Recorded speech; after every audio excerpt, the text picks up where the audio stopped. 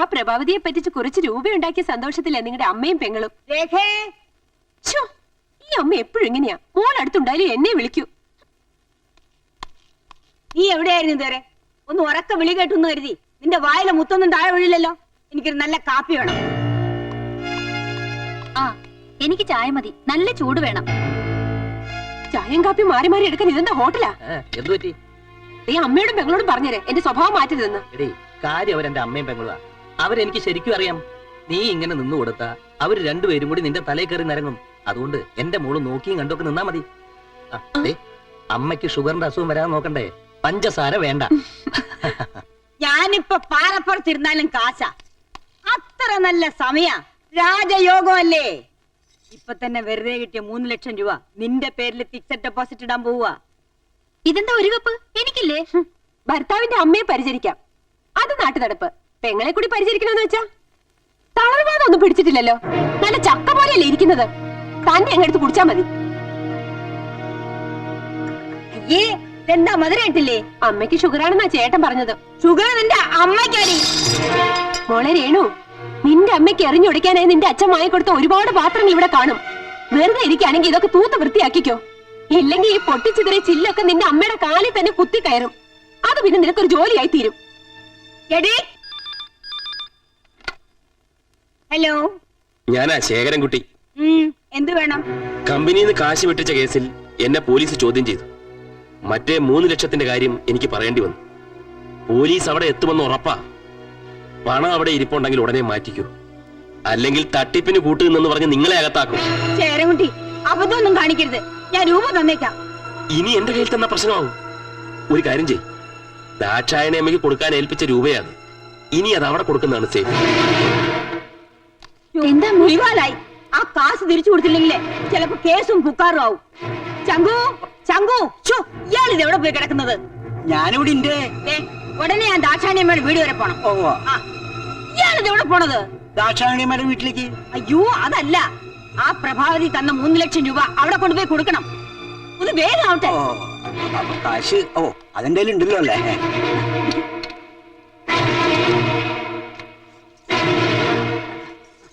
ഇതല്ലേ എന്റെ ആഭരണങ്ങളല്ലേ? എന്ത് ചെയ്യാൻ പോവാ?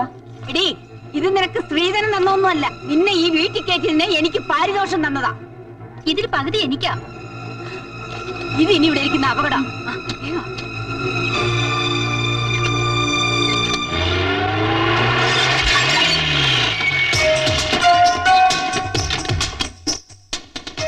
From Enforcement Department.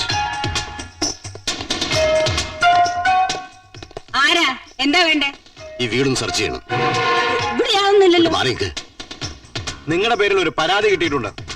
നാഷണൽ എക്സ്പോർട്സിലെ ശേഖരൻകുട്ടിയുടെ കയ്യിൽ നിന്നും 3 ലക്ഷം രൂപ തട്ടിയെടുത്തായ ഒരു കംപ്ലൈന്റ്. അതിനെ കുറിച്ചൊന്നും എനിക്കറിഞ്ഞൂടാ. ഇതിലൊന്നും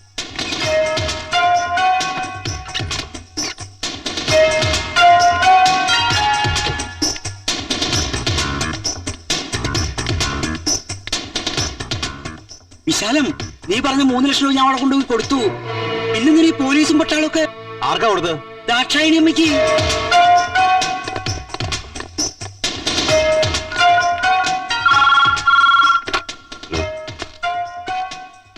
ഓപ്പറേഷൻ സക്സസ്.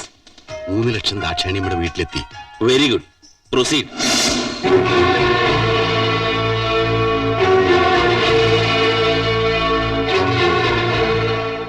ഈ പണം നിങ്ങൾക്ക് എവിടെ നിന്ന് കിട്ടി? ശേഖരൻകുട്ടി കൊടുത്തിട്ട് വിശാലത്തിന്റെ വീട്ടിൽ നിന്ന് തന്നയച്ചതാ. എന്തിനാ ഈ പണം ഇവിടെ തന്നത്? എന്റെ മോന് കിട്ടേണ്ട സ്ത്രീധന തുകയാ. സ്ത്രീധനം വാങ്ങുന്ന ശിക്ഷാർഹമാണെന്ന് അറിഞ്ഞൂടെ? ഇവരുടെ പേരിൽ സ്ത്രീ പീഡനത്തിന് കേസ് ചാർജ് ചെയ്തേക്ക്.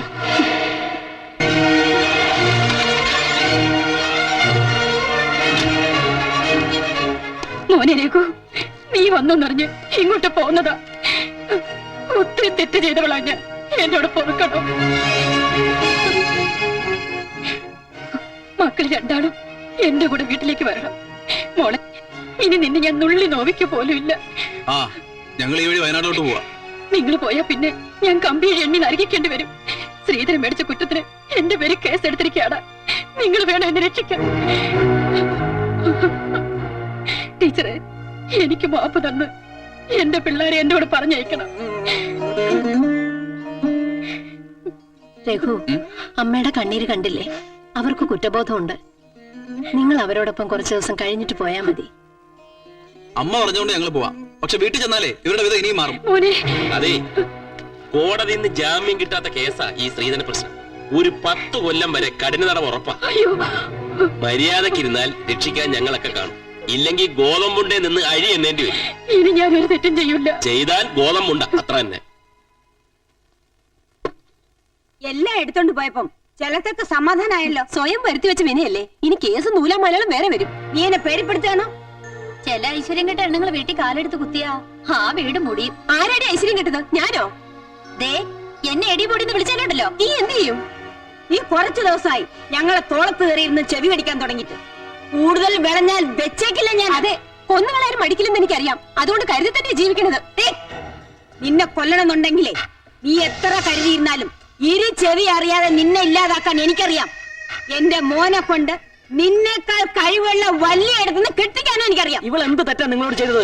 സ്ത്രീധനമായിട്ട് കുറെ എണ്ണി വാങ്ങിച്ചില്ലേ? അതിന്റെ നന്ദി എങ്കിലും കാണിച്ചുകൂടാ? എണ്ണി വാങ്ങിച്ചൊക്കെ എടുത്തോണ്ട് പോയില്ലേ?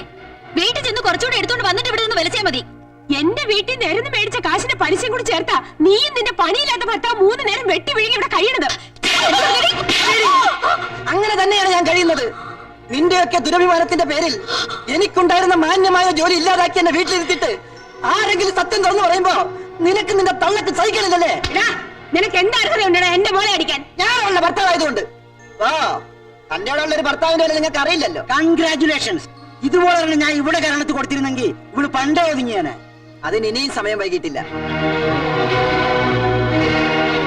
എന്നെ എന്റെ മക്കളെയും ഭരിക്കാന്ന് ആരും കരുതണ്ട. നിങ്ങളുടെ മോളുടെ കൈ എന്റെ കരണത്ത് വീണിട്ടുണ്ടെങ്കിൽ ഞാനതിന് പകരം ചോദിക്കും. നോക്കിക്കോ. സ്ത്രീധനം മേടിച്ച കുറ്റത്തിന് ദാശായണിയമ്മ കോടതി വരാന്ത് നിരങ്ങി നടക്കുന്നത് കണ്ടില്ലേ? അതുപോലെ നിങ്ങൾ നടക്കും. ഇവിടുന്ന് പിടിച്ചെടുത്ത സ്വർണം മുഴുവൻ എന്നെ പീഡിപ്പിച്ച് വാങ്ങിയതാണെന്ന് കോടതിയിൽ ഞാൻ മൊഴി കൊടുത്തു. എന്റെ കൊക്കില് ജീവനുണ്ടെങ്കിൽ നിങ്ങൾ രണ്ടിനെയും ഞാൻ കമ്പനി എണ്ണിക്കും. ഇനി എത്ര നല്ല സമയമായാലും രാജയോഗമായാലും ജയില് തന്നെയാ. ശിക്ഷയ്ക്കും വേഗം ഉണ്ടാവില്ല. എന്റെ ഈ കൊക്കില് ജീവനുണ്ടെങ്കിൽ നിങ്ങൾ രണ്ടിനെയും ഞാൻ കമ്പനി എണ്ണിക്കും. ഇനി എത്ര നല്ല സമയമായാലും രാജയോഗമായാലും ജയില് തന്നെയാ. ശിക്ഷയ്ക്ക് ഇളവുണ്ടാകില്ല.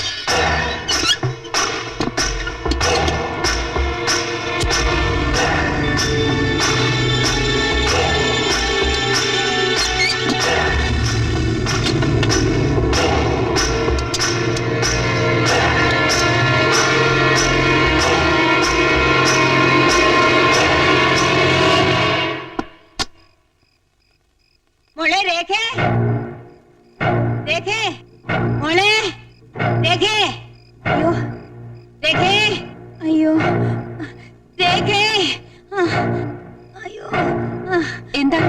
എനിക്ക് വല്ലാത്തൊരു വിമിഷ്ടം. കുറച്ച് ചൂടുവെള്ളം ഉണ്ടാക്കിത്താ, ആവി പിടിക്കണം.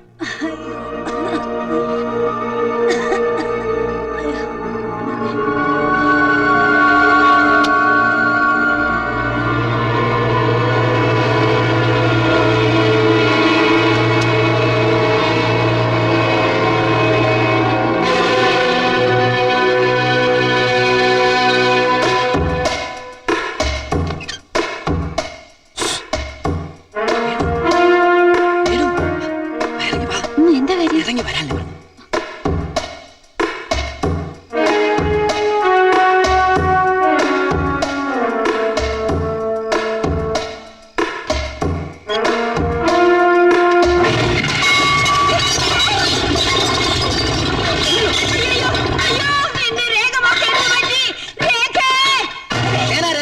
അവക്കൊന്നും പറ്റിയിട്ടില്ല. അപ്പൊ പിന്നെ ആർക്ക് എന്താ സംഭവിച്ചത്?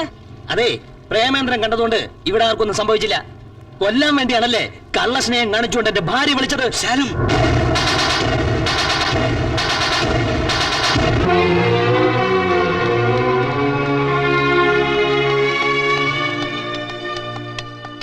രേഖേ, വേണ്ട, ഇനി ഒരു നിമിഷം ഞാൻ ഈ വീട്ടിൽ നിൽക്കില്ല. മോഹൻ എന്നോടൊപ്പം ജീവിക്കണമെന്നുണ്ടെങ്കിൽ എനിക്ക് ശ്രീധരമായി തന്ന ആ കാറും എടുത്ത് ഇപ്പൊ എന്റെ കൂടെ ഇറങ്ങണം. മോനാ, നിങ്ങളുടെ ശബ്ദം കേൾക്കുമ്പോ തന്നെ ഇപ്പൊ എനിക്ക് പേടിയാ. ഒരു നിമിഷം പ്രേമൻ അത് കണ്ടില്ലായിരുന്നെങ്കിൽ കത്തിക്കരിഞ്ഞ എന്റെ ഭാര്യയുടെ ശവം എനിക്ക് കാണേണ്ടി വന്നേനെ.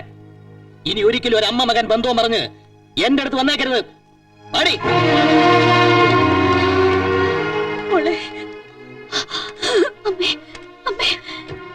എന്താണ് ഈ തള്ളയും കെട്ടിപ്പിടിച്ചെന്ന് മോങ്ങുന്നത്? നിന്റെ അമ്മയ്ക്ക് സ്വന്തത്തിന്റെയും ബന്ധത്തിന്റെയും വില അറിയില്ല. ആളെ കൊല്ലാൻ വരെ മടി കാണിക്കാത്ത സ്ത്രീയാ. പ്രേമേന്ദ്ര, വേണ്ട, നിങ്ങൾ ചെയ്തു കൂട്ടിയ ദ്രോഹങ്ങൾ എന്തൊക്കെയാണെന്ന് അറിയോ? ഇത്രയും കാലം എന്നെ കൂട്ടിലിട്ട് വളർത്തിയതിന് നന്ദി. കൂടും തകർത്ത് ഞാൻ പോവാ. പാടി. അമ്മ ഒറ്റയ്ക്കാവില്ലേ? അമ്മ പോയി എടുത്തോട്ട് പാടി പറ്റി കിടക്കും. ഇനി അവൾ എന്റെ ഭാര്യയായിട്ട് എന്റെ വീട്ടിൽ കഴിഞ്ഞാൽ മതി. ഇനി ഇവിടെ നിന്നാലേ വേണ്ട. പ്രേമേന്ദ്ര, എന്നോട് ക്ഷമിക്ക്.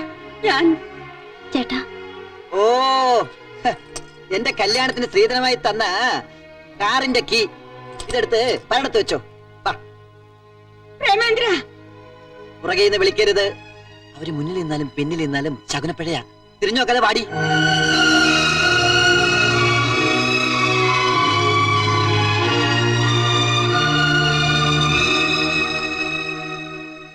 മക്കളെല്ലാവരും എല്ലാം വിട്ടെറിഞ്ഞ് ഇറങ്ങിപ്പോയല്ലേ? ഞാനും ഇറങ്ങുക. അടുത്തു. ഇതുവരെ നിന്നെയൊക്കെ സഹിച്ചിരുന്നത് എന്റെ മക്കളെ ഓർത്തിട്ടാ. അന്ന് പ്രേമേന്ദ്രനെ നീ ആ വീട്ടിൽ നിന്ന് വിളിച്ചിറക്കി കൊണ്ടുവന്നപ്പോ ഇതുപോലെ ആ ടീച്ചറുടെ ഹൃദയവും വേദനിച്ചിട്ടുണ്ടാവും. ഇതവരുടെ ശാപമാ. ഇത്രയും ക്രൂരയാവാൻ കഴിഞ്ഞ നീ ഗതി കിട്ടാതെ അലയും.